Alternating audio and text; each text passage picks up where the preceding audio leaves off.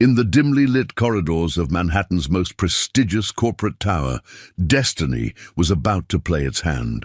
Frank Martinez had spent 20 years keeping these marble floors spotless, invisible to the suits who walked them daily.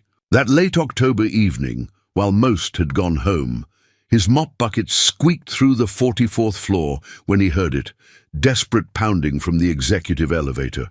Others might have called maintenance, might have waited for protocol. But Frank remembered his father's words, "Son, the right thing doesn't wait for permission." Prying those doors open with nothing but determination and a janitor's tools, he found himself face to face with Sarah Blackwood, though he didn't know then that she was the building's owner and CEO of Blackwood Enterprises. But what made this billionaire CEO, known for her ruthless business acumen, offer a simple janitor the opportunity of a lifetime? Before we jump back in, tell us where you're tuning in from. And if this story touches you, make sure you're subscribed, because tomorrow I've saved something extra special for you. Frank Martinez's day always began at 4:30 a.m., when most of Manhattan was still dreaming. In the quiet darkness of his modest Bronx apartment, he would carefully iron his gray uniform, just as his father had taught him 30 years ago. The morning ritual hadn't changed since he was 16, watching Papa Martinez prepare for his own shift at the old General Hospital. The faded photograph on his dresser showed them both in matching uniforms. Frank's still crisp and new, his father's weathered by years of honest work. "Dignity isn't in what you do, hee-ho," his father would say, straightening Frank's collar. "It's in how you do it." Those words had become the foundation of Frank's life, carrying him through 2 decades of service at the Blackwood Tower. His small, efficiency apartment told the story of a life lived simply, but with purpose. The walls were adorned with certificates from night classes he'd taken at the community college, business administration, building maintenance, even some computer basics. Not that anyone at work knew about them. Between the evening shifts and caring for his father during his final years, Frank never had the chance to pursue something more. But he never complained. Papa Martinez hadn't raised a son who measured success by the size of his office.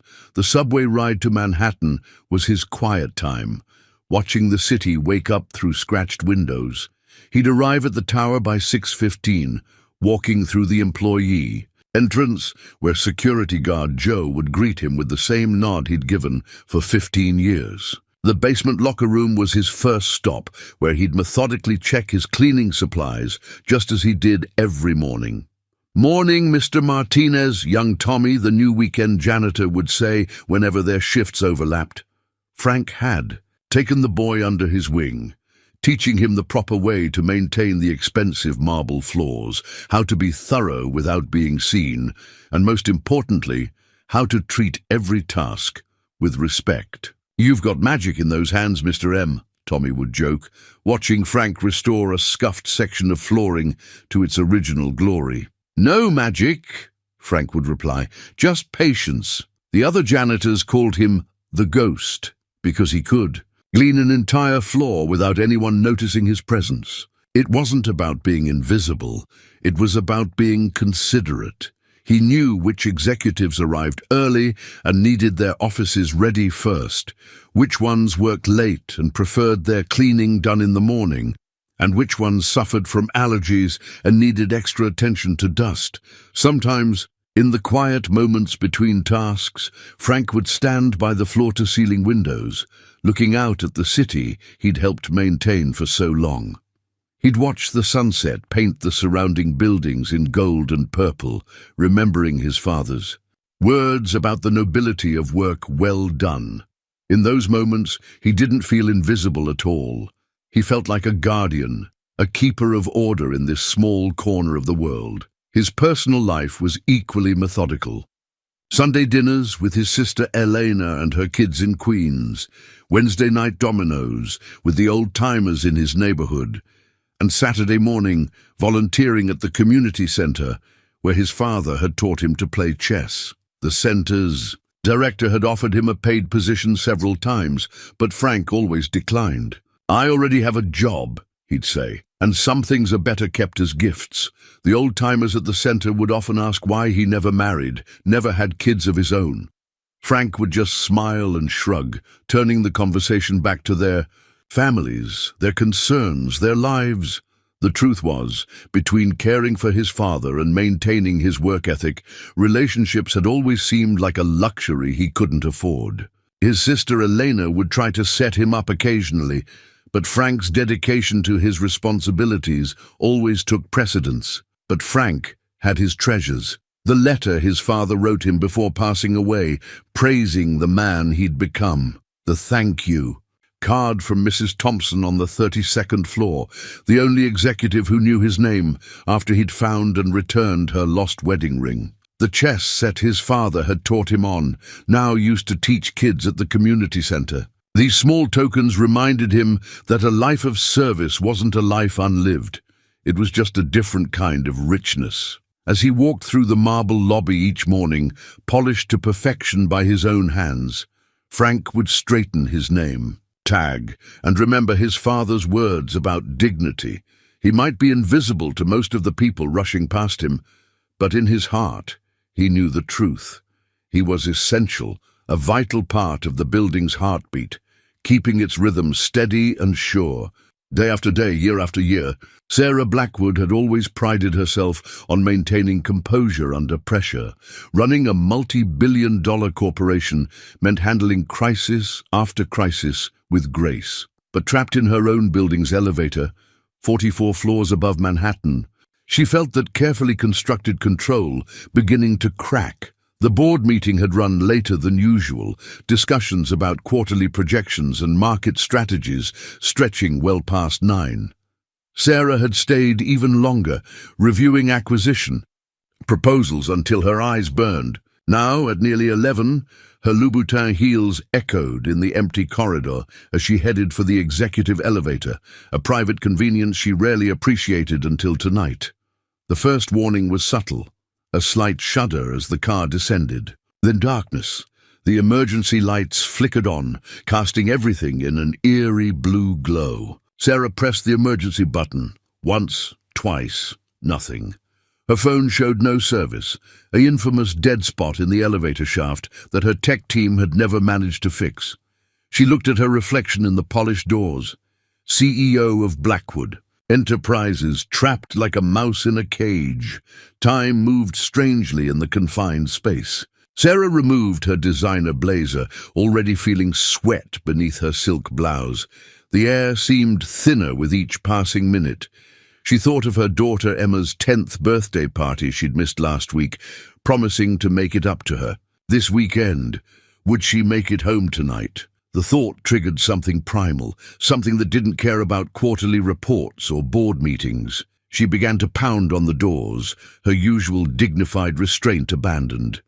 Her expensive heel snapped as she kicked the wall in frustration, the broken strap a perfect metaphor for her current situation. The carefully maintained facade was crumbling, just like her father had always predicted it would. "You can't control everything, Sarah," he'd say, but she'd spent 20 years proving him wrong. Until now. The sound of movement outside the elevator sent hope surging through her chest. "Hello?" she called out, forcing her voice to remain steady. "Is anyone there?" The response came not in words, but in the grinding sound of metal on metal. Someone was manually prying the doors open. Sarah stepped back, watching as fingers appeared in the gap, then hands, straining with effort. The doors slowly parted, revealing a face she'd passed 100 times, but never truly seen. He was older than she'd expected, with silver threading through dark hair and lines around his eyes that spoke of both laughter and worry. His uniform was perfectly pressed, despite the late hour, the name tag reading Frank Martinez gleaming under the emergency lights. But it was his eyes that caught her attention. There was no hesitation there, no calculation of risk or reward, just pure determination to help. "Ma'am," he said, his voice gentle but firm, "I'm going to need you to step closer to the doors." No questions about who she was, no surprise at finding the CEO trapped in her own building, just calm, professional focus. The elevator car had stopped slightly below the floor level. Frank knelt, interlocking his fingers to create a step. "Please, use my hands as a boost. I won't let you fall."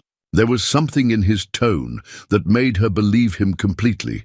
Sarah slipped off her broken heel, then its mate.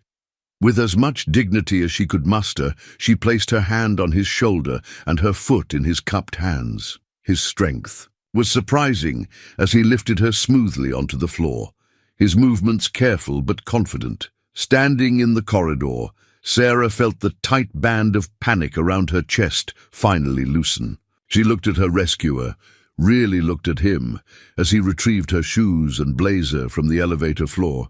His movements were efficient, respectful, and somehow graceful, despite the awkward angle. "Thank you, Mr. Martinez," she said, reading his name tag again, committing it to memory. He handed her belongings to her with a slight bow that didn't feel servile, but rather courteous in an old-world way. "Just doing my job, ma'am," he replied, but she caught something in his expression. Not pride exactly, but satisfaction in a duty well performed. He didn't hover or attempt to make conversation, simply asked if she needed medical attention or assistance calling security. When she declined, he nodded and began to push his cleaning cart down the hall, the squeaking wheel echoing in the empty space. Sarah watched him go, her CEO's mind already spinning with questions. Who was this man who acted with such quiet competence? What else had she missed by never really seeing the people who kept her building running? She pulled out her phone. Service restored now that she was out of the elevator. "Janet," she said when her assistant answered, despite the late hour, "I need everything you can find on Frank Martinez first thing tomorrow morning. And Janet, mark this as priority 1. Dawn painted the Blackwood Tower in shades of amber as Frank arrived for his morning shift. Everything the same as it had been for 20 years, yet somehow different. The security footage from last night's incident played on a loop at the guard. Station Joe watching it with unusual interest. "Getting famous, Frank," Joe chuckled, pointing to the grainy black and white image of Frank prying open the elevator doors. "Building management's been asking for copies all morning." Frank just nodded, uncomfortable with the attention. He'd left out the identity of the woman in his incident report, writing simply, "Building occupant assisted from stuck elevator, floor, M44. Some things were better left unsaid. Up in her penthouse office, Sarah Blackwood sat at her desk, a manila folder open before her. Janet had been thorough, as always. Francisco Frank Martinez, age 47, 20 years of service. Perfect attendance. Record, not a single complaint. Several commendation letters from tenants, though most didn't even know his name. Night school credits in business administration, certified in advanced building maintenance, former caregiver to his late father. What caught her attention wasn't the facts, it was what lay between them. The pattern of a man who consistently chose to better himself while remaining in service to others. Her father would have called it character. Sarah called it potential. The security footage played on her laptop, showing the rescue from multiple angles. She watched herself emerge from the elevator, disheveled but safe, thanks to the quick thinking of a man who could have simply called maintenance and waited for protocol to take its course. "Ms. Blackwood," Janet's voice came through the intercom. "The board members are asking about the elevator incident. They're concerned about liability." Sarah smiled, remembering a time when she'd have shared their concerns. "Tell them it's being handled," she replied, closing the folder. "And Janet, schedule a meeting with HR. I want to review our internal promotion policies." Meanwhile, Frank went about his morning routine, trying to ignore the whispers that followed him through the lobby. The overnight security team had talked, and now everyone knew about the rescue. His fellow maintenance workers clapped him on the back, making jokes about him being a hero. "Just doing my job," he'd reply, the same words he'd said to the woman in the elevator. He thought about her now, how she'd maintained her dignity even in distress. He'd seen plenty of executives lose their composure over far less. The morning passed in a blur of familiar tasks, though Frank found himself paying extra attention to the executive floor. He noticed things he'd never considered before. The family. Photos on Ms. Blackwood's desk visible through her office windows. The way her assistant organized papers with meticulous care. The fresh flowers delivered every Monday morning. Around noon, his supervisor approached, looking uncomfortable. "Frank, you got a minute?" The man shifted from foot to foot, clutching a clipboard. "Just got a request from upstairs. They want to see your maintenance certificates, all of them, and your education records." Frank felt a flutter of anxiety in his stomach. Was there trouble about the elevator? Had he broken some protocol he didn't know about? "Everything's in order," he said calmly, though his mind raced. "I'll bring them in tomorrow." "They want them today, Frank, and—" The supervisor paused. "They're asking about your availability for a meeting. Upstairs." The word upstairs held special meaning in the Blackwood Tower. Upstairs meant the executive. Floor meant power, meant the kind of people who didn't usually concern themselves with janitors. Frank thought of his father's words about dignity. Whatever was coming, he would face it with the same quiet pride he brought to every task. "I'll get those documents for you right away," he said, already mentally cataloguing where each certificate was stored in his apartment. As the day wound down, both Sarah and Frank felt the weight of approaching change. In her office, Sarah reviewed Frank's file one more time, growing more certain of her unorthodox plan. She thought of her father, who'd started as a stock boy and built Blackwood Enterprises through sheer determination and an eye for untapped potential. In the basement locker room, Frank changed out of his uniform, carefully hanging it up for tomorrow. The security footage still played at the guard station as he left, but he didn't look at it. Instead, he thought about his father's photo on his dresser at home and wondered what tomorrow might bring. The executive floor access card felt foreign in Frank's hand, its sleek surface a stark contrast to his calloused fingers. He stood before the private elevator, the same one he'd opened 2 nights ago, dressed in his best clothes, a navy blue suit he'd worn to his father's funeral, pressed meticulously the night before. His certificates and diplomas were tucked into a worn leather portfolio, another inheritance from his father. The overnight maintenance crew had whistled when he walked. Through the lobby, Miguel calling out, "Looking sharp, jefe." But now, alone in the elevator, Frank felt every bit the janitor playing dress-up. The car moved smoothly, no hint of the malfunction that had started this whole situation. Frank watched the floor numbers climb, 20, 30, 40, each chime bringing him closer to whatever waited above. He straightened his tie, a simple blue stripe that Elena had given him last Christmas, still in its original box until today. The elevator doors opened to a world Frank knew intimately, yet had never truly been part of. He'd polished these marble floors countless times, but never walked them in dress shoes.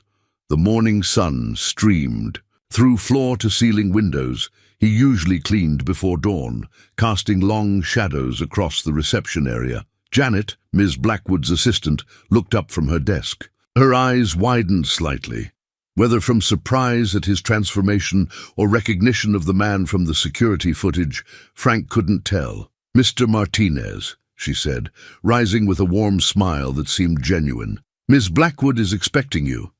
Would you like coffee?" Before Frank could answer, Sarah Blackwood appeared in her office doorway. She'd changed from his mental image of her as the trapped woman in designer clothes. Today, she wore a simple charcoal suit that somehow made her more imposing, not less. Her eyes, sharp and intelligent, took in his appearance with apparent approval. "Mr. Martinez," she said, extending her hand. "Please come in." Her handshake was firm, professional, but there was something else in her manner, a hint of the vulnerability he'd witnessed in the elevator, now transformed into something like kinship. Sarah's office was larger than Frank's entire apartment, with views of Manhattan that made the city look like a model train set. He'd washed these windows hundreds of times, but had never stopped to appreciate the view from this side. "Please sit." Sarah gestured to a leather chair that probably cost more than his yearly salary. As he settled in, trying not to appear as out of place as he felt, She didn't take her usual place behind the imposing desk. Instead, she chose the chair opposite his, reducing the distance between them, both physically and symbolically. "I've been reading about you, Mr. Martinez," she began, touching a familiar manila folder on the coffee table between them. 20 years of service, perfect attendance, multiple certifications, night school." She paused, meeting his eyes. "Why did you never apply for a management position?" Frank thought carefully before answering, his father's words about dignity echoing in his mind. "My father taught me that every job has its own kind of honor," he said finally. "I never felt I needed a title to take pride in my work." Something flickered in Sarah's expression.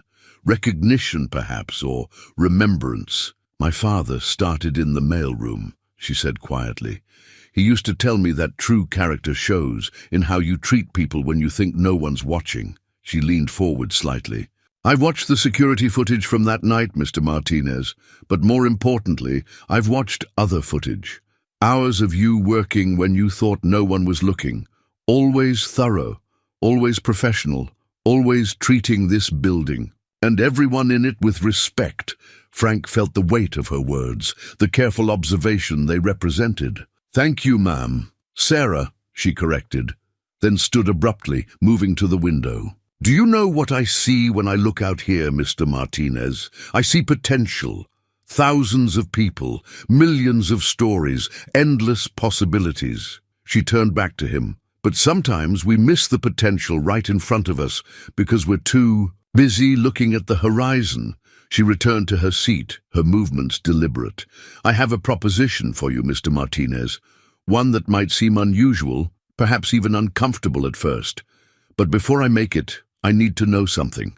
She paused, studying his face. "Are you ready for your life to change?" Frank sat at his small kitchen table, the afternoon sun casting long shadows across the resignation letter he'd written and rewritten 5 times. Sarah Blackwood's offer echoed in his mind. Director of Operations for the entire Blackwood enterprise. Portfolio, travel, responsibility, a salary that made him dizzy just thinking about it.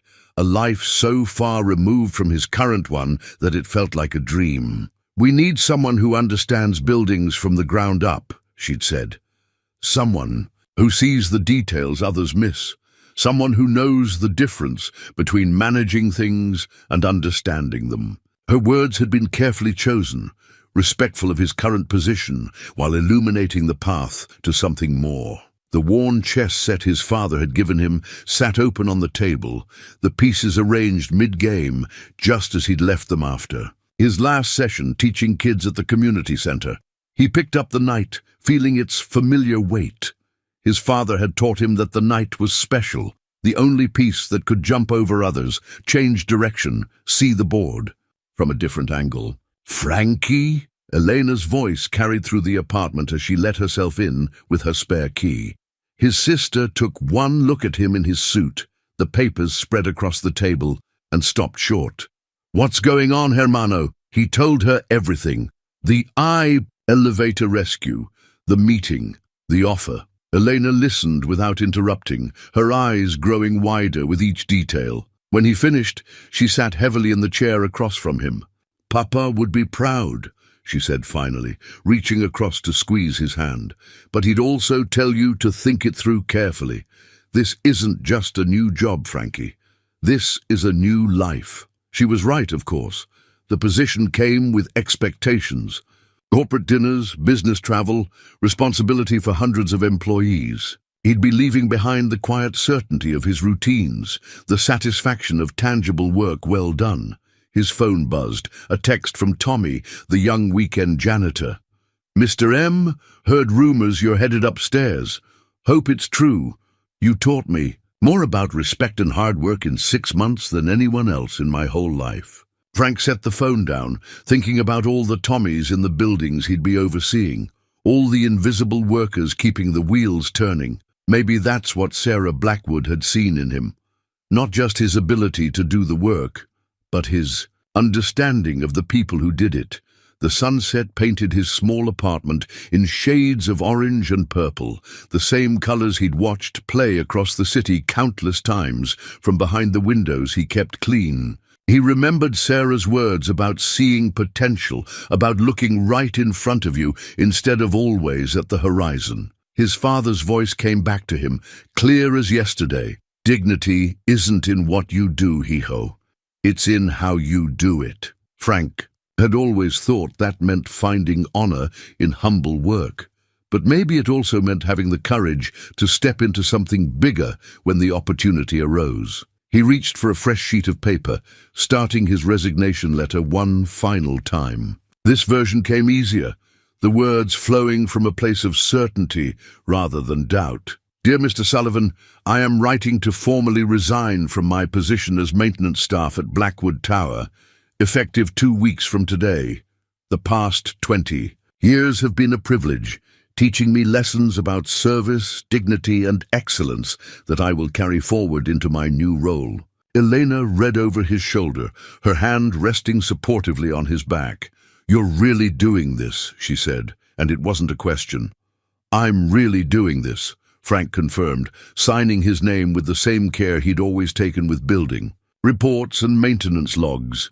He folded the letter precisely, squaring the corners with habitual attention to detail. Looking around his apartment, at the life he'd built here, Frank felt not sadness, but a quiet appreciation. Every certificate on the wall, every saved penny, every late night of study, they hadn't been preparation for this specific opportunity, but they had prepared him nonetheless. He picked up his phone to call Sarah's direct line, the number she'd impersonally written on her business card. She answered on the first ring, as if she'd been waiting. Miss Blackwood, this is Frank Martinez. He paused, looking at his father's photograph on the dresser. I'd be honored to accept the position. Her response was warm but unsurprised, as if she'd known his answer before he did.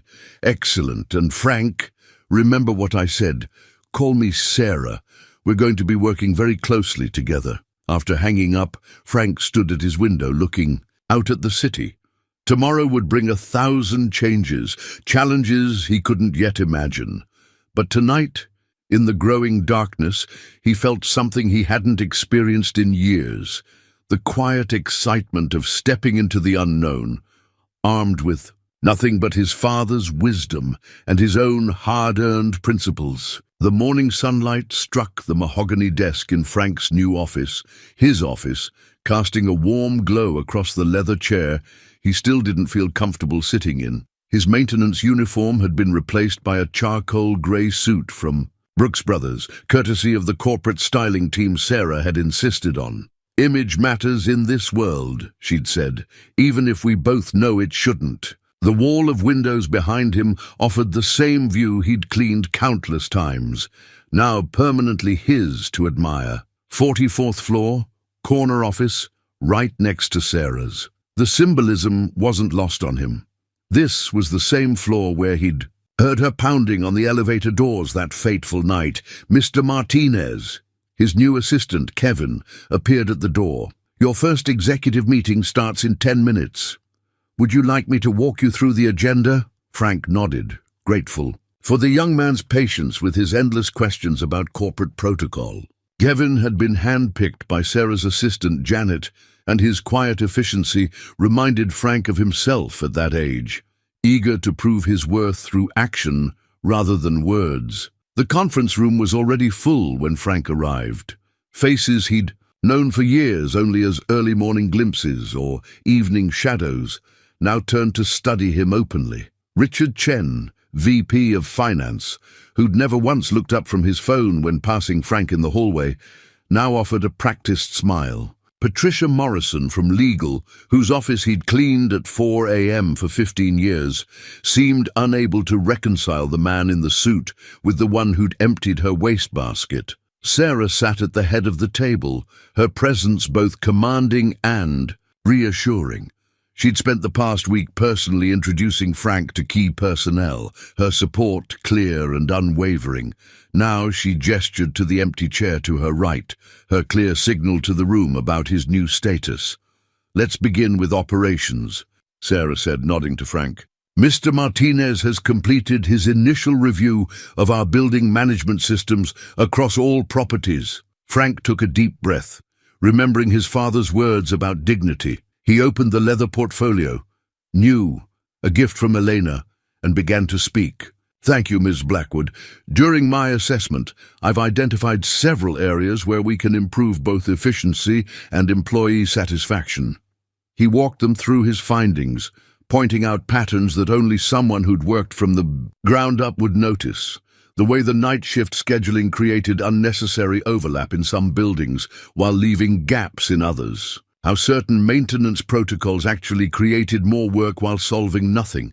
The hidden costs of cheap supplies versus quality ones. In the Martinez building alone, he continued, then caught himself. Excuse me, the Martinez Tower. The room rippled with subtle reactions to his slip, but Sarah's slight smile encouraged him to continue. We could reduce operational costs by 12%, while improving working conditions by implementing these adjustments. Richard Chen leaned forward, frowning at the spreadsheet Frank had distributed. These numbers, they're remarkably detailed. You compiled all this yourself? Yes, sir, Frank replied, keeping his voice steady. 20 years of observation, plus the night school accounting courses I completed at Borough of Manhattan Community College. The room fell silent. Frank could feel them reassessing him, their preconceptions shifting uncomfortably. Sarah's voice broke the tension. This is exactly why Mr. Martinez was the perfect choice for this position. He brings a perspective we desperately needed. As the meeting continued, Frank felt himself settling into a strange, new rhythm. He'd spent decades being invisible in rooms like this, absorbing their dynamics, learning their patterns. Now he was part of the pattern, his voice carrying weight, his observations demanding attention. After the meeting, Sarah held him back. You did well, she said, straightening a stack of papers with habitual precision. But I saw you hesitate a few times. Remember, Frank, you earned this position. Your experience is your strength, not your weakness. Frank nodded, thinking of the maintenance staff he'd seen that morning, their uncertain waves and awkward greetings. He was walking between worlds now, no longer fully part of either. It's an adjustment, he admitted. Of course it is, Sarah replied, her tone softening. But that's exactly why we need you. This company has plenty of executives who've never cleaned their own offices. What we needed was someone who understands both the boardroom and the boiler room. She paused, studying him. Just keep being who you are, Frank. That's why I chose you. Walking back to his office, Frank passed the executive elevator where it had all begun. The maintenance team had finally fixed the dead spot in cell service, one of his first approved projects. Small changes, he thought, but meaningful ones. One floor at a time, one decision at a time, he would prove that Sarah's faith in him wasn't misplaced. Frank stood in the basement of the Chen building, Blackwood Enterprises' troubled Los Angeles acquisition, listening to the hum of machinery that others might have missed. Around him, consultants in expensive suits clutched tablets displaying complex efficiency reports, while building managers rattled off statistics about the property's declining performance. The numbers don't add up, Richard Chen was saying, his frustration evident. We've pumped millions into modernizing this building, but operating costs are still 30% higher than our other properties. He turned to Frank. You've been quiet, Martinez. Any insights? Frank held up his hand, silencing the mechanical chorus of explanations and excuses. Listen, he said softly. The group fell quiet, faces puzzled. That sound, the ventilation system, it's fighting itself. He walked over to a maintenance panel, one that the modernization team had covered with sleek new digital controls. But Frank knew what lay beneath. He'd seen it 1,000 times in older buildings, the ghost of old systems haunting new installations. May I? He asked the building manager, who nodded uncertainly. Frank pulled off the digital panel, revealing the original analog controls behind it. Here's your problem. The new system is trying to regulate temperature without understanding the building's original design. It's like putting a Ferrari engine in a classic Mustang without adjusting the transmission. Sarah, who had been observing quietly from the back, stepped forward. "Can it be fixed?" Frank nodded, already rolling up his sleeves. "The bones of this building are solid. We just need to help the old and new systems talk to each other." He turned to the maintenance staff hovering nearby. "Who here knows this building best?"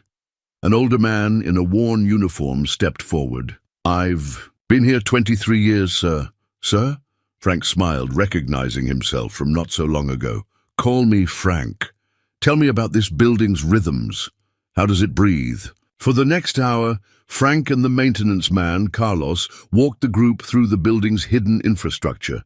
Frank translated Carlos's practical knowledge into business terms the executives could understand, while demonstrating hands-on solutions that would save millions in operating costs. The modernization team missed this because they never asked the right people, Frank explained, sketching a diagram on his tablet. Carlos and his team know every quirk of this building, every seasonal change, every pressure point. That knowledge is worth more than any efficiency report. Richard Chen studied the diagram, his expression shifting from skepticism to respect. "How long to implement these changes?" 2 weeks, Frank replied confidently. "Using the existing maintenance team with some additional training. No outside contractors needed." Later, in Sarah's temporary office overlooking the Los Angeles skyline, she handed Frank a glass of water, her own celebration choice, instead of the customary executive scotch. "You know what impressed me most today?" she asked, settling into a chair beside him rather than behind her desk. "Not the technical solution, though that was brilliant.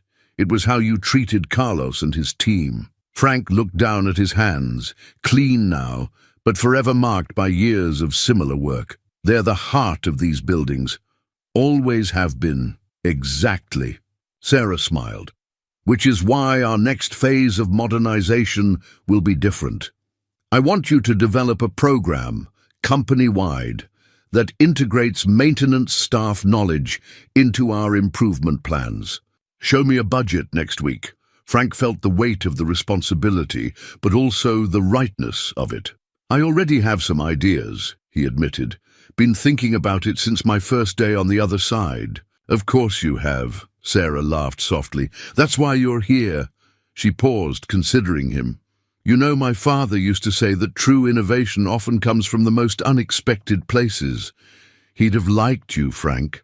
The Los Angeles sunset painted the office in shades of gold, reminding Frank of countless evenings, watching similar colors play across different buildings, different cities, always from the outside looking in. Now he was on the inside, but carrying with him every lesson, every observation, every hard-earned bit of wisdom from his years of invisible work. His phone buzzed. A message from Carlos sharing photos of the mechanical room's original blueprints, found in a forgotten filing cabinet.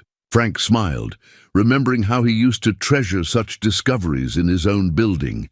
He looked up to find Sarah watching him with knowing eyes. "What?" he asked. "Nothing," she replied.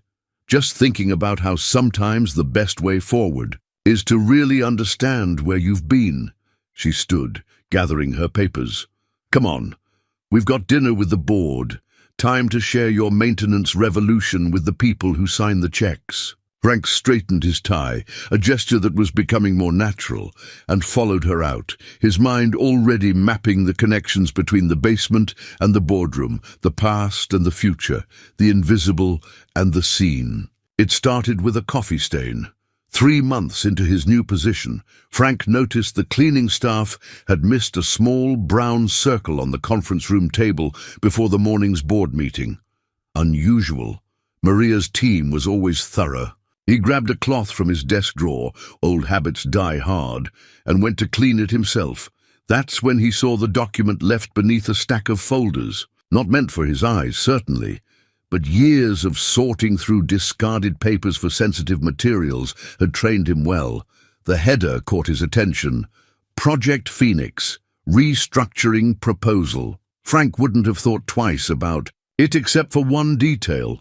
The document used letterhead from Chen International Holdings, Richard Chen's family company, not Blackwood Enterprises. And there, in crisp black ink, was a proposal to spin off the property management division, Sarah's primary area of control since her father's death. Something interesting in those coffee rings. Frank straightened up to find Janet, Sarah's assistant, watching him from the doorway. 25 years as Sarah's right hand had given her an almost supernatural ability to appear when secrets were at risk of exposure.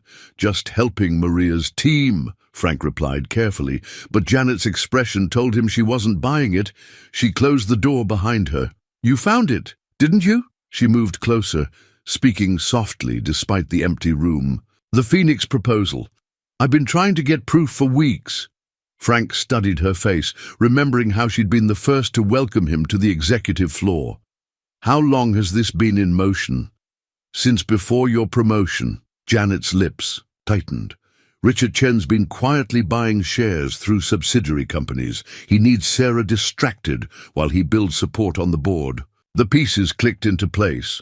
The sudden enthusiasm for his maintenance revolution program, the increased scrutiny of property division budgets, the whispered conversations that stopped when he entered rooms. "Does Sarah know?" Janet shook her head. "She suspects something's coming, but not this. Not from Richard.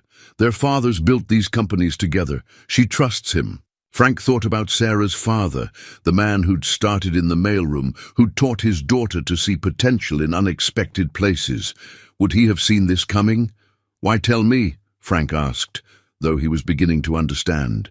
"Because you see things others miss," Janet replied.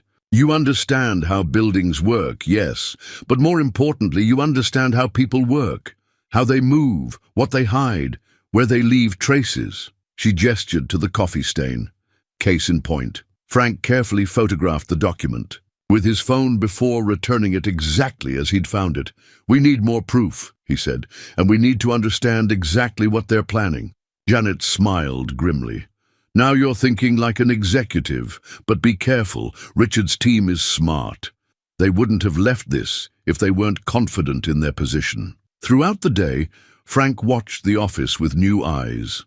He noticed how Richard's team had slowly positioned themselves in key roles throughout the property division, how casual suggestions had gradually shifted responsibility away from Sarah's direct oversight. In his afternoon meeting with Sarah, he found himself studying her with concern. She looked tired, the weight of unnamed worries evident in the set of her shoulders.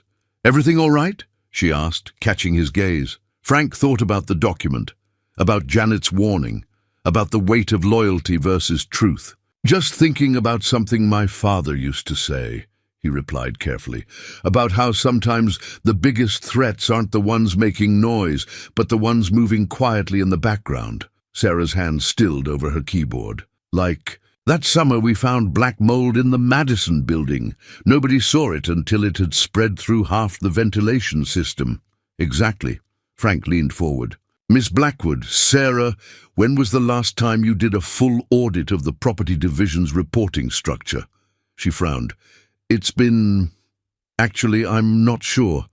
Richard's team has been handling most of that lately." She paused, something shifting in her expression. "Why do you ask?" "Just thinking it might be time for a closer look at everything." He met her eyes, willing her to understand the weight behind his words. Sometimes systems that seem to be running smoothly are actually fighting themselves, like that building in Los Angeles. Sarah studied him for a long moment, her father's shrewd business instincts warring with her natural trust in old friends. Finally, she nodded. "Set it up. Full audit, complete transparency. And Frank, let's keep this between us for now." As he left her office, Frank caught Richard Chen watching him from down the hall, his expression unreadable. The game was changing, and Frank realized he'd have to learn new rules. Fast. The skills that had served him well in maintenance wouldn't be enough anymore. Now he needed to understand a different kind of system, one where the dangers weren't in failing machinery, but in failing trust. Frank stared at the presentation slides on his office computer. his father's voice echoing in his memory. Sometimes, the best way to fix a broken system is to rebuild it from scratch. The Enterprise-Wide Maintenance Integration Program, EMIP, as the board had labeled it, represented everything he'd learned in his decades of service, transformed into a corporate initiative that could reshape how Blackwood Enterprises managed its properties. But with Project Phoenix lurking in the shadows, Frank knew this presentation wasn't just about maintenance protocols and efficiency metrics. It was his first real test as an executive, and possibly Sarah's best defense against Richard Chen's attempted takeover. "The board meeting starts in an hour," Kevin reminded him, placing a fresh cup of coffee on his desk. "Mr. Chen's office called twice to confirm you'll be covering the cost projections in detail." Of course they had. Richard's team had been particularly interested in any numbers they could use to challenge Sarah's leadership. Frank had spent weeks ensuring his proposal was bulletproof, working late into the night with maintenance teams across the country, gathering data that even Richard's accountants couldn't dispute. His phone buzzed, a text from Elena. "Knock them dead, hermano. Papa would be so proud." Attached was a photo of his father's old work ID, the one where he stood straight-backed in his maintenance uniform, dignity radiating from every line of his face. Sarah appeared in his doorway, her presence both supportive and anxious. "Ready?" "Almost." Frank adjusted his tie, a new one, deep blue silk, a gift from Sarah for his 6-month anniversary in the position. Just reviewing the numbers one last time. She closed the door and sat down, her usual corporate poise softening slightly. "This isn't just about EMIP, is it?" "No," Frank admitted. "Richard's team will use this to gauge our vulnerability. If they can prove we're wasting resources on maintenance reforms, they strengthen their argument for spinning off the property." "Division," Sarah finished. "But you know what they don't understand, Frank. They see buildings as assets on a balance sheet. You see them as living things." The conference room filled quickly, board members and executives settling into their usual positions of power and influence. Richard Chen sat directly opposite Frank, his smile pleasant, but his eyes sharp as a maintenance worker's blade. "Mr. Martinez," Richard nodded, "I understand this program of yours touches every property in our portfolio. Quite ambitious for someone so new to executive leadership." Frank stood, remembering how he'd once cleaned this very room in pre-dawn darkness. "Ambitious, yes, but necessary." He launched the presentation, his voice finding strength in conviction. "For decades, we've treated maintenance as a cost center rather than an investment opportunity. Today, I'm going to show you why that mindset has cost us millions and how we're going to fix it." Over the next hour, Frank laid out his vision. He showed how integrating maintenance staff knowledge into planning phases could prevent costly retrofits, how standardizing high-quality materials across properties would actually reduce long-term expenses, how investing in training and career development for maintenance teams would slash turnover rates and preserve institutional knowledge. "In the Chen building in Los Angeles," he noted, watching Richard's expression carefully, "this approach has already reduced operating costs by 28%, more than double our initial projections." Richard leaned forward. "Impressive numbers, Mr. Martinez, but the implementation costs across all properties are offset within 8 months. Frank interrupted smoothly, switching to his final slides. "I've included a detailed breakdown of costs versus projected savings, verified by 3 independent auditing firms. Firms that Janet had quietly confirmed had no ties to Chen International Holdings." The board members murmured, flipping through the comprehensive reports Frank had provided. He could see the momentum shifting, the numbers too compelling to dismiss. "There's something else," Frank continued, sensing his moment. "This program doesn't just save money, it creates a unified maintenance standard across all Blackwood properties. One that would make any attempt to separate or sell off properties significantly less profitable." The room fell silent. Richard's smile tightened almost imperceptibly. Sarah's eyes widened slightly. This was new information. A strategic dimension to EMIP she hadn't anticipated. Making our infrastructure more efficient makes it more valuable, Frank concluded. But making it more integrated makes it more secure. I learned that lesson maintaining these buildings for 20 years. Some systems work best when they're kept together. The board voted unanimously to approve EMIP, with immediate implementation across all properties. As the room cleared, Richard lingered, his expression unreadable. Well played, Mr. Martinez. I underestimated you. A lot of people have, Frank replied quietly, usually while looking down. Later, in Sarah's office, she poured them both sparkling water. You didn't just present a maintenance program today, she said. You created a corporate defense strategy disguised as a maintenance program. Frank smiled, thinking of all the years he'd spent learning how buildings protected themselves against external threats. Sometimes, the best security isn't in the locks or cameras, he said. It's in how tightly everything works together. Sarah raised her glass.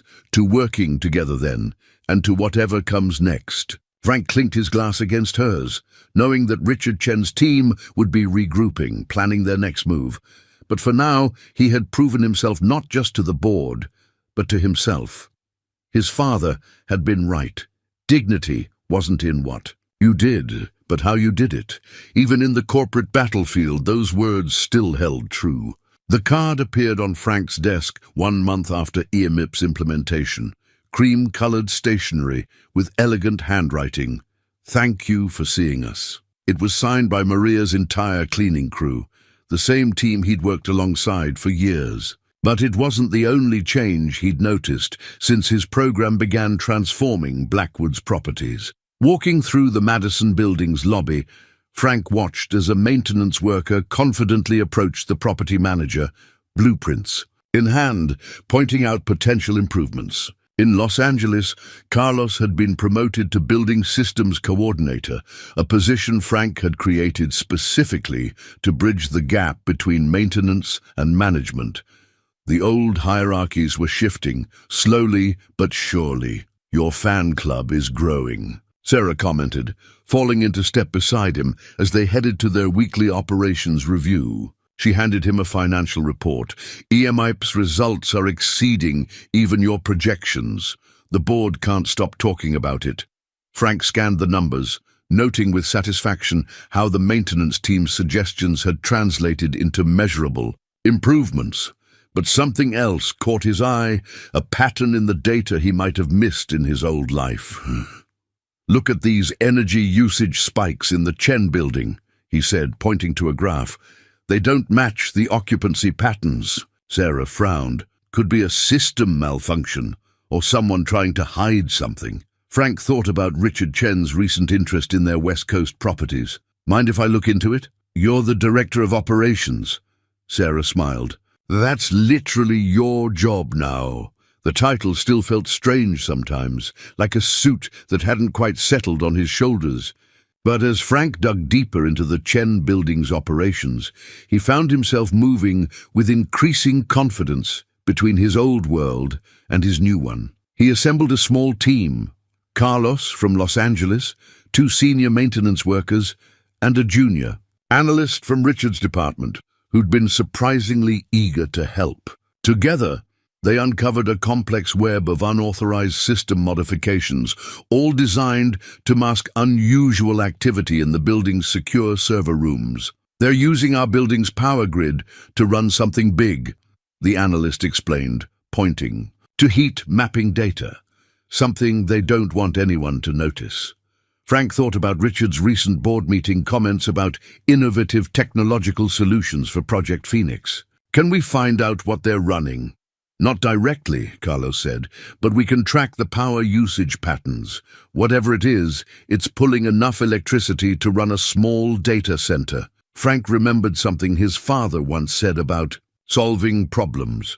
Sometimes you don't need to see inside a locked room to know what's happening. Just listen to the walls. He spent the next week gathering evidence, carefully documenting every anomaly, every hidden system modification. The maintenance teams, energized by their new authority under EMIP, provided detailed records of suspicious requests and unusual access patterns. When Frank finally presented his findings to Sarah, her face grew increasingly serious. "They're using our infrastructure to build their takeover platform," she realized, "running their operations right under our noses, probably gathering data they shouldn't have access to."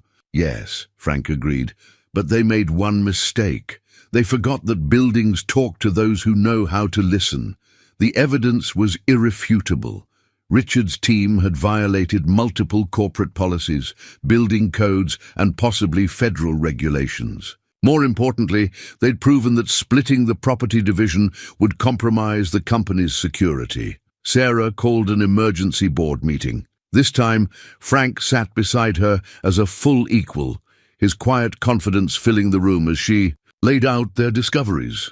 Richard Chen's face remained impassive, but his fingers drummed an anxious rhythm on the conference table.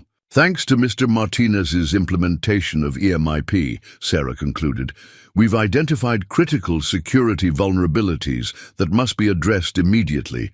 I move to suspend all discussions of restructuring until a full audit is complete." The vote was unanimous. As the board members filed out, several stopped to shake Frank's hand. Even Patricia Morrison from legal lingered to say, "I never thought I'd say this to my former janitor, but brilliant work, Mr. Martinez." Later, alone in his office, Frank found another card on his desk.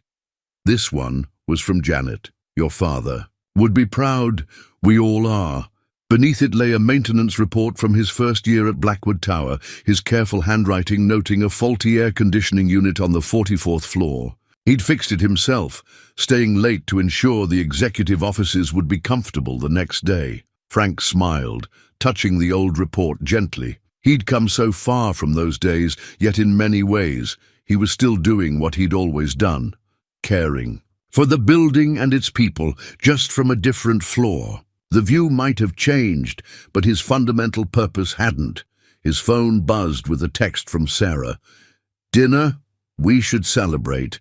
And I have some ideas about where EMIP should go next." Frank looked out at the city skyline. The same view. He'd cleaned for 20 years, now his to shape and protect. "On my way," he replied, ready for whatever came next. Blackwood's Cinderella story, from janitor to executive, the man behind the miracle. Frank stared at the Wall Street Journal article Elena had proudly framed for his office wall, still uncomfortable with the attention. The story had sparked a media frenzy, with business magazines hailing him as a symbol of corporate meritocracy and social mobility. But it was the tabloid headlines that made him wince. "Romance in the boardroom? Blackwood CEO's special interest. Informer maintenance. Man raises eyebrows." The Sunday dinner table at Elena's house had grown unusually quiet as she pushed the gossip magazine across to him. His niece Maria, usually bubbling with teenage enthusiasm, watched him with worried eyes. "They're saying ugly things, Tio Frank," she said softly, "about you and Miss Blackwood." Frank set his fork down, the arroz con gandules his sister had made suddenly tasteless. "People will always talk, Mika. What matters is what's true." But what was true had become increasingly complicated. The long strategy sessions with Sarah had evolved into working dinners, comfortable silences, shared jokes about corporate life. She'd started calling him at odd hours, not always about business, just to share thoughts or ask his opinion. He found himself noticing things he shouldn't, the way she tucked her hair behind her ear when deep in thought, how her professional facade softened when they were alone. "You've been spending a lot of time with her," Eleanor observed after the kids had left the table. "And don't tell me it's just business. I know that look, hermano." "What look?" "The same one Papa used to get when he talked about Mama. Like you found something precious and you're afraid to admit it." Frank pushed back from the table, moving to the window where the city lights twinkled like fallen stars. "It's complicated, Eleanor. She's my boss. She's the CEO. And after everything with Richard Chen, life is always complicated." Eleanor interrupted. But love is simple. It either is or it isn't. Monday morning brought fresh challenges. The maintenance teams, once his closest colleagues, now treated him with a mixture of pride and uncertainty. He'd catch them whispering, conversations stopping when he approached. The executive floor wasn't much better. Subtle glances, meaningful. Pauses, careful observations of his interactions with Sarah. "They're calling you her special project," Janet warned him during a quiet moment. "Richard's people are spreading rumors that your promotion was personal rather than professional." Frank thought about the decades of hard work, the night, school classes, the careful attention to every detail that had led to this position. "Let them talk," he said firmly. "The truth is in the results." But the situation came to a head during a charity gala at the Metropolitan Museum of Art. Frank stood uncomfortable in his tuxedo, another gift from the corporate styling team, watching Sarah work the room with practiced ease. She wore deep blue, elegant and understated, commanding attention without demanding it. Quite a view, isn't it? Richard Chen appeared beside him, champagne in hand. "Though I'm not sure if you're admiring the art or the artist." "The Monet is beautiful," Frank replied carefully, nodding toward the nearest painting. "That's a Manet," Richard corrected with a thin smile. "You know, Frank, you've surprised us all with your rapid adaptation to executive life. But some things, art, wine, certain social complexities, they take generations to truly understand." Before Frank could respond, Sarah approached them. "Frank, there's someone I'd like you to meet." She placed her hand lightly on his arm, a gesture both professional and intimate. Richard's eyes narrowed slightly. The potential investor Sarah introduced him to was impressed by EMIP's results, but Frank felt the weight of Richard's words throughout the conversation. He excused himself early, seeking quiet in the museum's sculpture garden. Sarah found him there, the city noise muffled by marble walls and careful landscaping. "You left without saying goodbye." "I needed some air." Frank turned to face her. "Sarah, people are talking about us, about why you chose me for this position." "People always talk," she echoed his words to Maria. "Does it bother you?" "Not for myself," he admitted, "but for you. Your reputation." Sarah stepped closer, her perfume mixing with the garden's roses. "Frank, do you know why I really chose you that night? Not just because you saved me, but because when you opened those elevator doors, you didn't see the CEO of Blackwood Enterprises. You just saw someone who needed help." "And now," Frank asked quietly, "what do you see when you look at me?" Matilda. Moment stretched between them, heavy with unspoken possibilities. A photographer's flash from the gala windows brought them back to reality, reminding them of their public roles, their professional responsibilities. Sarah stepped back slightly, but her eyes held his. "I see someone who makes me question everything. I thought I knew about success, about worth, about—" She paused. "About what matters most." Frank walked her back to the gala, both of them aware that tomorrow would bring fresh headlines, new rumors, greater scrutiny. But for the first time, he wondered if Elena might be right. If beneath all the complications, something simple and true was trying to emerge. The emergency board meeting was called at dawn, the kind of hour when Frank would have once been cleaning these same conference rooms. Now, he sat beside Sarah, watching Richard Chen deliver the presentation that threatened to tear everything apart. "The evidence is clear," Richard stated, clicking through slides of carefully curated data. "The market perceives a conflict of interest in our current leadership structure. Our stock has dropped 12% since the media began speculating about personal relationships within senior management." Frank felt the weight of every glance, the whispers barely contained. The morning's headlines hadn't helped. Blackwood Enterprises, corporate fairy tale or management crisis. But it was the next slide that made his blood run cold. Someone had photographed him and Sarah in the museum garden, the image carefully angled to make their private conversation appear intimate, inappropriate. The timestamp showed it was taken moments before they'd noticed the camera flash. The board has a responsibility to protect shareholder value, Richard continued smoothly. I move to separate the property management division into an independent entity, with new leadership appointed by an external committee. Sarah's hand tightened on her pen, the only sign of her distress. This is a transparent attempt to exploit tabloid gossip for corporate gain, she said, her voice steady. The property division's performance under Mr. Martinez's leadership has been exceptional, which is precisely why he should have no objection to heading the new independent division, Richard interrupted, away from any appearance of impropriety. The implied meaning was clear: separate Frank and Sarah, or watch the company suffer.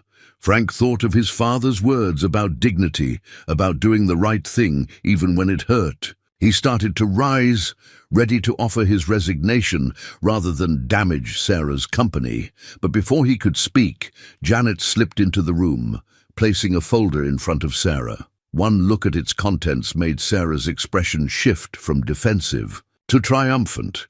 Before we vote on Mr. Chen's proposal, Sarah said, her voice carrying new authority, I believe the board should review these documents. She began distributing copies. These are records of unauthorized server access from the Chen building, traced directly to terminals registered to Chen International Holdings. Richard's composure cracked slightly. Frank watched the man's fingers drum against the table, the same nervous tell he'd noticed during previous confrontations. Additionally, Sarah continued, we have evidence of systematic data mining of Blackwoods, proprietary information, coinciding precisely with the power usage anomalies Mr. Martinez's team discovered. The timing suggests this corporate espionage began shortly after the first Project Phoenix documents were drafted. The board erupted in murmurs. Richard stood. These allegations are documented, Frank interrupted quietly, finding his voice. Every unauthorized access, every system modification, every attempt to hide the evidence. The buildings don't lie, Mr. Chen. They never have. Sarah pulled up her own presentation, showing how Frank's EMIP program had created an unbroken chain of documentation. The maintenance teams Mr. Martinez trained didn't just improve our efficiency, they created an accountability system that makes corporate theft impossible to hide. Furthermore, she added, her voice taking on an edge of steel, we've discovered that Chen International Holdings has been quietly acquiring Blackwood shares through shell companies, a violation of our shareholder agreement. The SEC has been notified. The room fell silent.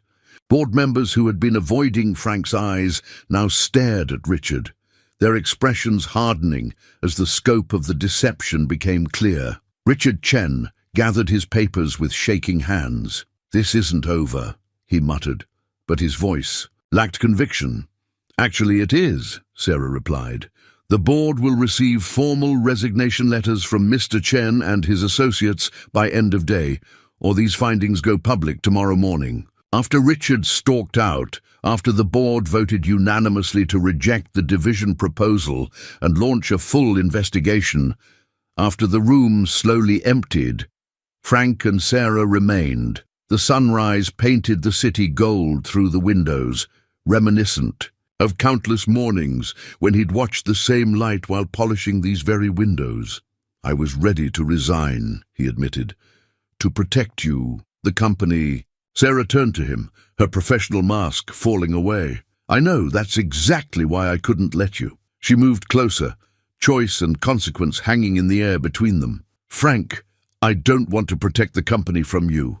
I need you to help me protect it from people like Richard. And us? He asked quietly. The rumors, the perception. My father used to say that perception is just reality without proof, she smiled. We've given them proof of your value, your integrity, your right to be exactly where you are. She took his hand, a gesture that felt both revolutionary and perfectly natural. Maybe it's time we stopped letting others define what's possible. The morning sun warmed their joined hands on the conference table, witness to a moment when professional respect and personal truth finally aligned. Outside, The city was waking up, unaware that in a building that had once been Frank's whole world, something fundamental had shifted, not just in corporate power, but in the very definition of what someone could become. Late evening light filtered through the windows of Sarah's office as she and Frank sat surrounded by spreadsheets, strategic plans, and empty coffee cups. The aftermath of Richard's departure had left them with both opportunity and obligation, a chance to rebuild Blackwood Enterprises stronger than before, but also the responsibility to prevent similar vulnerabilities in the future. The board wants a complete restructuring plan by Monday, Sarah said, rubbing her temples, something that proves we've learned from this and can prevent it from happening again. Frank studied the organizational chart they'd been revising, thinking about how buildings worked, how every system depended on the others, how weakness in one area could compromise everything. "We've been looking at this wrong," he said finally. "We're trying to build better walls when we should be creating better connections." He reached for a fresh piece of paper, sketching quickly. "In the old days, I learned that the best way to protect a building wasn't to lock everything down. It was to make sure everyone who cared for it understood how their part connected to the whole." Sarah moved closer, watching as his diagram took shape. "Like you did with EMAP?" "Exactly, but bigger." Frank's pen moved faster as the idea crystallized. "We integrate everything, not just maintenance and operations, but all departments. Create transparency without losing security. Make it impossible for anyone to work in isolation like Richard did." He drew lines connecting different divisions, explaining how information could flow more freely while actually becoming more secure through mutual oversight. "We make everyone stakeholders in each other's success. When the maintenance team understands how their work affects finance, when finance sees how they impact operations, when everyone has skin in the game, they protect each other," Sarah finished, excitement building in her voice. "And we incentivize it. Profit sharing across divisions, cross-training programs, career development paths that encourage people to learn multiple aspects of the business." They worked through the night, their plan expanding beyond mere corporate restructuring into something revolutionary. Frank drew from his experiences at every level of the company, while Sarah applied her strategic vision and business acumen. Together, they created something neither could have conceived alone. Dawn found them still working, empty takeout containers pushed aside, the walls now covered with diagrams and flowcharts. Janet arrived early, took one look at them, and silently brought fresh coffee and bagels. "You two might want to freshen up before the executive team arrives," she suggested diplomatically.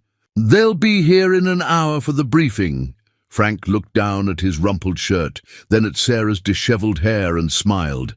They probably looked like college students after an all-night study session rather than corporate leaders about to present a company-wide transformation plan. "Janet's right," Sarah laughed, running a hand through her hair. "I keep a change of clothes in my private bathroom. You should run home and—" "Already handled," Janet interrupted, producing a garment bag. "Elena dropped this off last night, when I called her. She said, and I quote, 'My brother may be a big shot executive now, but he still needs someone looking out for him.'" Frank felt a rush of gratitude for the women in his life who understood him so well. While he changed into the fresh suit, he could hear Sarah in the next room making calls, her voice energized despite the sleepless night. When they reconvened, both looking considerably more professional, Sarah caught his hand before he could reach for the door. "Frank, wait. Before everyone arrives, I need to say something." He turned, seeing in her eyes the same mix of professional passion and personal connection he'd been feeling all night. "Working with you like this," she continued, "seeing how you understand this company from every angle, how you care about every person in it. It proves what I've known since that night in the elevator. You belong here, not just in the company, but—" She paused, squeezing his hand. "Here, with me." Frank thought about the distance he'd traveled from his days cleaning these offices, about how that journey had led him not just to professional success, but to this moment, this woman, this perfect blend of purpose and possibility. "I used to watch the sunrise through these windows every morning," he said softly, "cleaning them so other people could see clearly. Now I'm helping build something that lets everyone see clearly, see their own value, their connection to something bigger." Sarah's smile held both understanding and promise. "Then let's show them that vision." The executive team arrived to find them professional and prepared.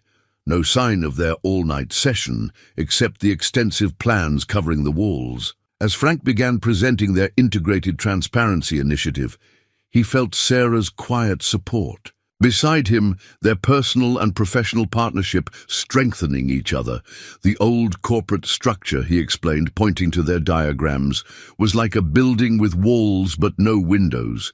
What we're proposing is more like a modern glass tower. Everyone can see how their work supports others, how they're all part of the same strong, beautiful whole." Looking at his audience's engaged expressions, Frank knew they were seeing what he and Sarah had created during their night of shared vision. Not just a corporate restructuring, but a new way of thinking about how people could work together, trust each other, build something lasting. Just as he and Sarah had done, personally and professionally, breaking down walls while building connections that made everything stronger. The transition wasn't smooth. Change never is, Frank had learned. Whether you're updating a building's systems or transforming a corporate culture, 3 months into implementing their integrated transparency initiative, resistance came from unexpected quarters. "The Singapore office is pushing back," Sarah reported during their morning briefing, her cell phone buzzing with urgent messages. "They're saying the new cross-departmental teams are causing confusion in the reporting structure. Houston has similar complaints," Frank added, reviewing emails from the previous night. "And the London maintenance crew is worried about the profit-sharing metrics." He understood their concerns. He'd once been the one worried about changes from above. "Maybe we moved too fast," Sarah sighed, the weight of leadership visible in her posture. They'd been working 14-hour days, flying between properties, explaining their vision again and again. The media had dubbed it the Martinez method, much to Frank's discomfort, but making it work was proving harder than creating it. Frank's phone lit up with a text from Carlos in Los Angeles. "Got that video you wanted? You need to see this." A link followed. "Put it on the screen," Sarah suggested, moving to stand behind Frank's chair, her hand resting lightly on his shoulder. These small touches had become natural between them, professional boundaries softening into something more personal yet still appropriate. The video showed a maintenance worker in the Chen building giving a presentation to senior management about energy efficiency improvements. The young man spoke with confidence, using terms from both his technical background and his newly acquired business training. The executives were engaged, asking questions, treating him as a peer. "That's Michael Chen's son," Sarah noted, referring to Richard's younger brother, who'd retained his position after proving he wasn't involved in the takeover attempt. "He's actually taking notes." "This is happening everywhere," Frank said, pulling up reports from other properties. "Look, in Chicago, the accounting team is doing weekly walkthroughs with maintenance. In Toronto, they've started a mentor exchange program between departments." Sarah leaned closer to read, her perfume mixing with the coffee aroma in his office. "They're not just following the program," she realized. "They're expanding it on their own." The intercom buzzed. Janet's voice carried a note of urgency. "You both need to see this. Turn on CNBC." The financial news showed Blackwood's stock price soaring. The headline crawler explained why Blackwood's Martinez method drives record efficiency gains. Analysts predict industry-wide adoption. "It's working," Sarah breathed, squeezing Frank's shoulder. "Not just the numbers. The culture is actually changing." But celebrations were premature. Within hours, their progress faced its greatest test. A sophisticated cyber attack hit their network, targeting the new integrated systems. Someone was Trying to prove that transparency meant vulnerability, Frank and his team worked through the night, his old maintenance instincts merging with his new executive authority. He coordinated with IT, facilities, and operations simultaneously, watching how his cross-trained teams adapted and responded. The attacks coming through the Singapore office, their head of cybersecurity reported. They're using the new integrated access protocols against us. Frank thought about building systems, about how pressure revealed both weaknesses and strengths. No, he said, studying the attack pattern. They think they are, but they don't understand how we built this. He explained quickly, using the building, metaphors that had become his trademark. It's like trying to break into a modern building by attacking the ventilation system. If the systems are truly integrated, every breach attempt triggers multiple responses. Sarah, who hadn't left his side during the crisis, caught on immediately. The transparency goes both ways. They can't move through our network without being seen from multiple angles.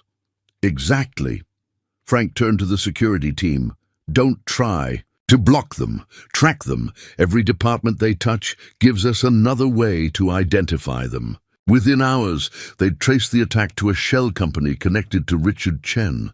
More importantly, they demonstrated that their integrated system was actually more secure than traditional corporate structures, not less. The next morning, exhausted but triumphant, Frank and Sarah stood in his office, watching the sunrise paint the city gold, the same view he'd admired for 20 years, now shared with someone who saw both its beauty and its potential. "You know what this reminds me of?" Sarah said softly. "That night in the elevator, I thought I was trapped, but I was actually about to be set free." She turned to face him. "You didn't just rescue me from an elevator, Frank. You showed me a whole new way of seeing things." Frank thought about his father's words, about dignity, about doing things the right way. The Martinez method wasn't really about systems or structures.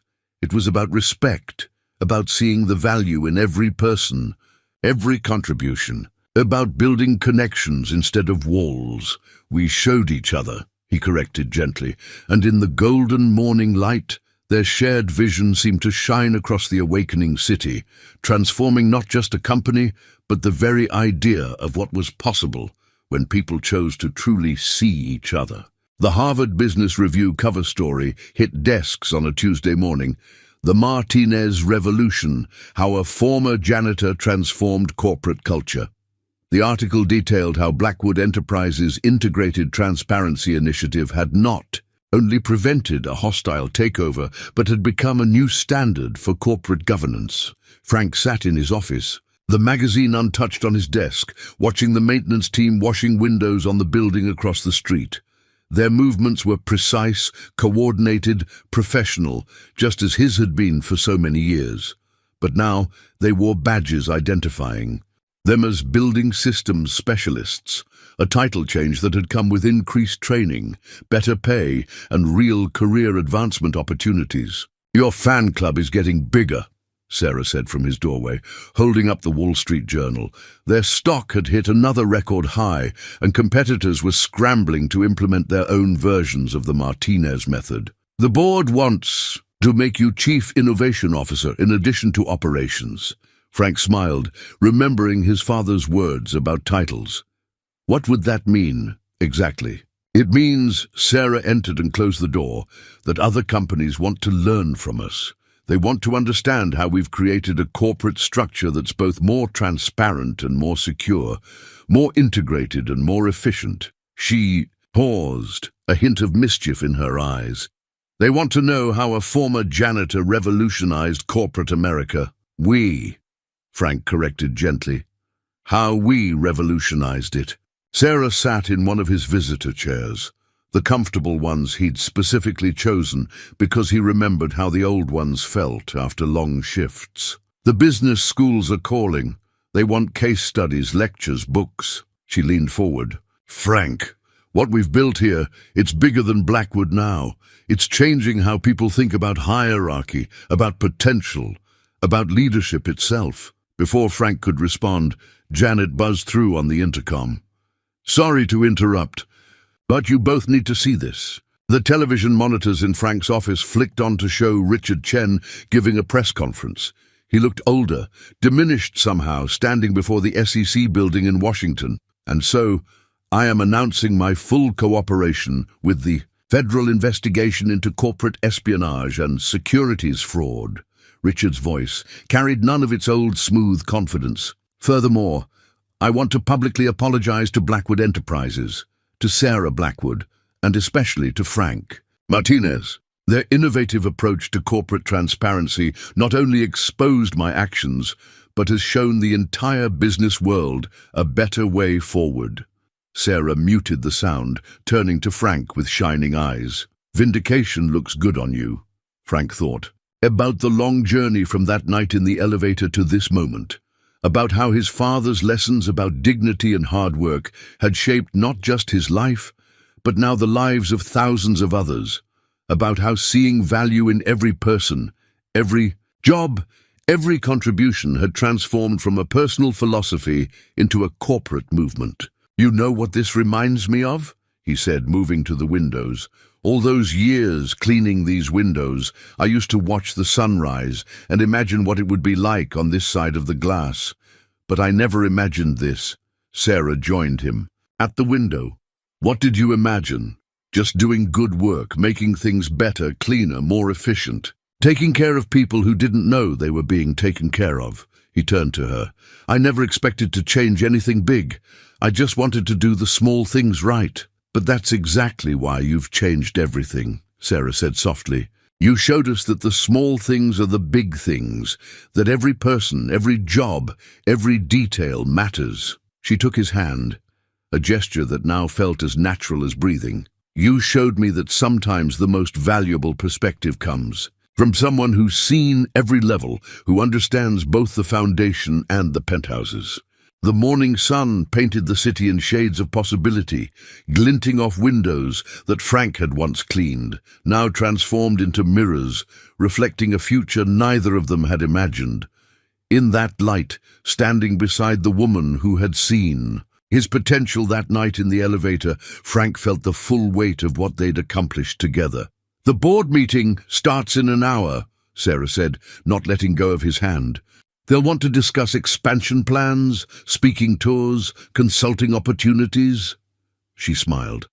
Ready to show corporate America that fairy tales can come true? Frank thought about his father's photo on his desk, about Elena's pride, about Tommy, and Carlos and all the others whose lives were changing because someone had finally seen their value. He thought about the maintenance teams across their properties, now viewed as essential partners rather than invisible workers. And he thought about Sarah, who had trusted her company's future to a janitor's vision and her heart to his simple wisdom. You know what my father always said about fairy tales? Frank replied, squeezing her hand. The best ones aren't about magic at all.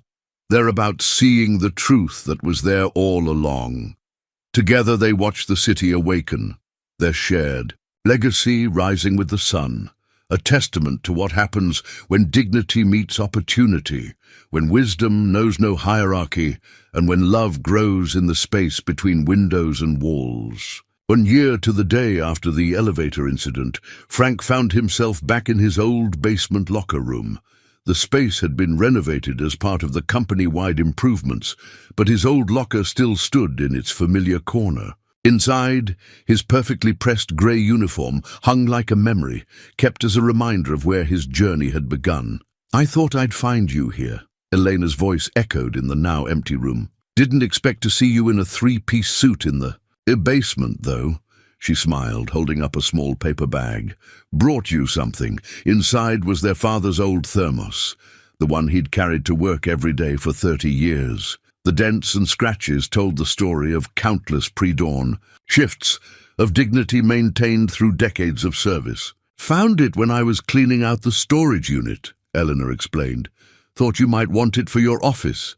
You know, to keep you humble now that you're famous and all. Frank ran his fingers over the worn surface, remembering mornings watching his father prepare for work, filling this thermos with coffee that would fuel his unwavering dedication to doing things right. Have you seen the training center? he asked his sister. She shook her head, and he led her to what had once been a storage area for cleaning supplies. The space had been transformed into a state-of-the-art facility where maintenance staff now received technical and business training. Through the glass walls, they could see a class in session, window washers learning about building systems engineering, supervised by Carlos, who had flown in from Los Angeles for the program launch. Every maintenance worker in the company gets a chance at advancement now, Frank explained. But not just up, they can move in any direction they want to grow. We've had accountants training in building systems, executives learning maintenance protocols, breaking down walls, Eleanor suggested, echoing the phrase that had become his trademark in business magazines. Building bridges, he corrected, watching a young woman in a maintenance uniform confidently explaining pressure systems to a group of suits from the financial department. They took the executive elevator to Frank's office, the same one he'd pried open that fateful night. The car no longer had any dead spots in cell service, and a plaque commemorated the incident that had sparked the company's transformation. His office had evolved too. Alongside the degrees and business awards hung photographs of maintenance teams from every Blackwood property. His father's picture held the place of honor on his desk, now joined by the old thermos, symbols of heritage proudly displayed in a space that embodied progress. Sarah was waiting for them, casual in the way she only was with people she trusted completely. Elena, perfect timing. I need your help convincing your brother to accept the Forbes cover story. Elena laughed. Good luck. He still won't let me frame the Wall Street Journal article in his apartment, which is exactly why we need it, Sarah insisted, perching on the edge of Frank's desk with comfortable familiarity. The story isn't just about Frank anymore. It's about showing everyone that success doesn't have to mean forgetting where you came from. Frank looked out at the city, his city in so many ways. He cleaned these windows, maintained these buildings, and now he was helping shape their future. More importantly, he was helping shape the futures of countless others who, like him, just needed someone to see their potential. Speaking of not forgetting, Elena said with a sly smile, Mama's expecting you both for Sunday dinner, and Sarah, she wants your opinion on wedding venues. Frank and Sarah exchanged glances. They hadn't announced their engagement yet. The ring was still hidden in Frank's desk drawer, waiting for the perfect moment. But families had a way of knowing things before they were said. Your mother's getting ahead of things, Sarah said diplomatically, but her eyes met Frank's with warm promise. Mama's never wrong about these things, Eleanor winked. Remember what she said the first time Sarah came to dinner? That woman looks at you the way I used to look at your father, like you hung the moon and kept it clean too. After Elena left, Frank and Sarah stood by the windows, watching the maintenance team across the street. Their movements were as precise as ever, but now they wore safety equipment that exceeded industry standards, one of Frank's first company-wide mandates. You know what I love most about our story, Sarah said softly. It's not about a janitor becoming an executive. It's about someone brave enough to bring his true self, everything he learned from the ground up, into the executive suite. Frank thought about the thermos on his desk, about his father's lessons in dignity, about the maintenance teams now taking business classes at night, just as he had. Maybe that's why it worked, he said, because we didn't try to transform people into something else. We just helped them become more of who they already were. Sarah leaned against him, professional boundaries long since transformed into deeper trust. The board meeting starts in 10 minutes. Ready to show them the global expansion plans? Frank straightened his tie, an unconscious gesture he'd never quite lost, and picked up his tablet. The maintenance revolution that had started in one building was about to go worldwide. But as he held the door for Sarah, he caught a glimpse of his reflection in the window, suited, confident, respected, yet still the same man who had once made these windows shine in the dawn light.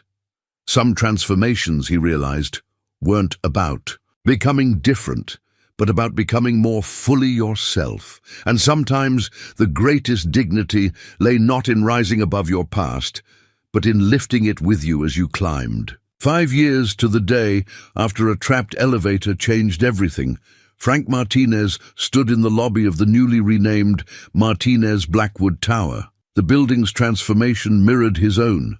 Same strong foundations, but reimagined, renewed, reaching higher than anyone had thought possible. The morning sun streamed through windows that were now maintained by a team of certified building systems engineers, though Frank still occasionally caught himself checking for streaks. Old habits died hard, and some habits were worth keeping. Ready for the big announcement? Sarah appeared beside him, as elegant and commanding as ever, but with a softness in her eyes reserved just for him. Their wedding ring matched the simple gold band his father had worn, a choice that had raised eyebrows in society columns but felt right to them both. The lobby was filling with reporters, employees, and guests for the announcement of the Martinez Blackwood Foundation, their initiative to provide education, training, and advancement opportunities for maintenance and service workers worldwide. But first, they had a private ceremony to attend. In the basement locker room, now a state-of-the-art training facility, a small group had gathered. Elena was there with her family. Janet stood beside Carlos, who'd flown in from running the West Coast Division. And Tommy, now operations director for the Asian Pacific region, waited with a covered frame in his hands. "Pop would be proud," Elena whispered, squeezing Frank's hand as Tommy unveiled the photograph, their father in his maintenance uniform, now permanently honored in the building where his son had started as a janitor and risen to become co-owner. The plaque beneath it read, "Francisco Martinez Sr., dignity isn't in what you do, but in how you do it." His wisdom built more than he knew. Sarah stepped forward, her voice carrying the authority of both CEO and family member. "This building stands because of people like Francisco Martinez, people who understand that maintaining something properly is as important as building it in the first place. Today, we honor that truth by ensuring others have the same opportunity to rise that his son did." Frank thought about the journey that had brought him here, about that night in the elevator, when he'd chosen to act rather than wait for protocol, about Sarah seeing potential where others saw only a janitor, about Richard Chen's attempted takeover, inadvertently sparking a revolution in corporate culture. "The foundation will provide full scholarships," he announced to the gathered group. "But not just for traditional education. We'll fund technical training, business courses, and a new type of integrated program that breaks down the artificial barriers between maintenance and management, just like you did," Tommy added. Pride evident in his voice, "like we all did," Frank corrected. "Every person who embraced change, who saw possibility instead of limitations, who helped prove that understanding a building from the ground up makes you better at running it from the top down." Later, in their shared office on the top floor, a space deliberately designed to be accessible to all employees, Sarah handed Frank the latest company report. The Martinez method had been adopted by corporations worldwide, transforming not just businesses, but lives. "Look at this," she smiled, pointing to a photograph.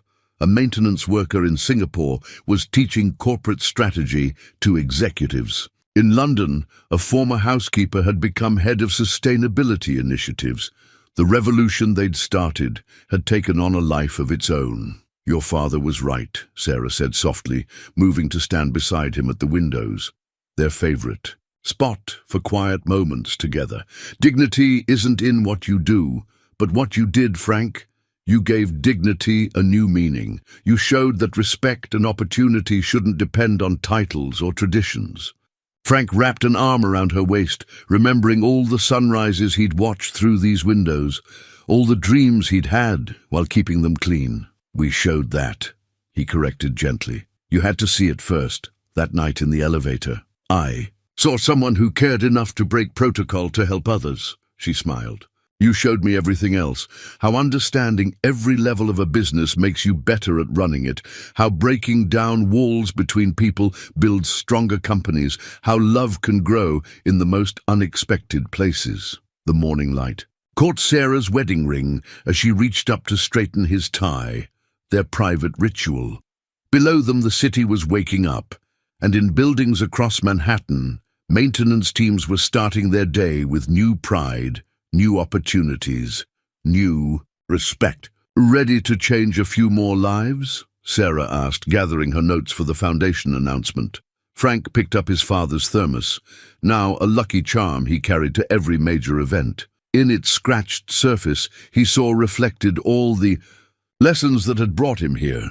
Dignity in service, value in every task, strength in breaking down barriers, and love in seeing the true worth in others. "Always ready," he smiled, holding the door for his wife, partner, and fellow revolutionary. Together they headed down to the lobby where their next chapter waited to begin. Not a fairy tale anymore, but a living testament to what happens when someone looks past appearances to see the potential waiting to shine through.